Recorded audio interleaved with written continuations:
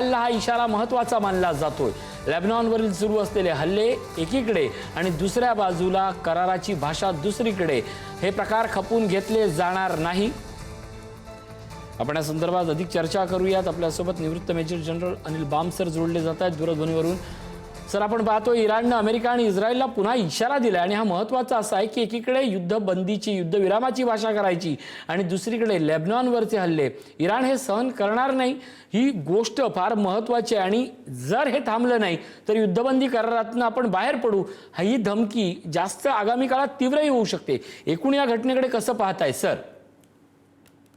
ही धमकी जी दिली आहे इराणने, त्यांचं म्हणणं त्यांच्या साईडने एकदम बरोबर आहे। कारण जेव्हा युद्धबंदीचं करेक्शन, जेव्हा सीज फायर डिक्लेअर झालं होतं, सो कॉल्ड पाकिस्तान स्पॉन्सर्ड, त्याच्यामध्ये क्लॉज होता की जितके हॉस्टिलिटीज चालू आहेत, Iran versus US, Iran versus Israel आणि इस्रायल वर्सेस लेबनन, हे सगळे सामील असतील त्याच्यामध्ये आणि हे कम्प्लिटली स्टॉप झालं पाहिजे। तेव्हा इस्रायलनी प्रथम प्रतिक्रिया काही नाही दिली आणि म्हटलं की आम्ही प्रेसिडेंट ट्रम्पच्या सांगितल्याप्रमाणे आम्ही सीज फायर मध्ये आम्ही सामील आहोत।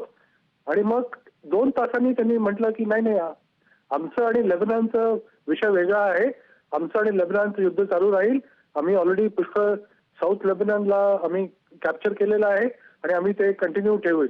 आणि ह्याच धर्तीवरती त्यांनी खूप सारं फायरिंग आणि असॉल्ट त्यांनी आज केलं लेबनॉनवरती आणि खूप सिव्हिलियन पण तिथे मारले गेलेले आहेत।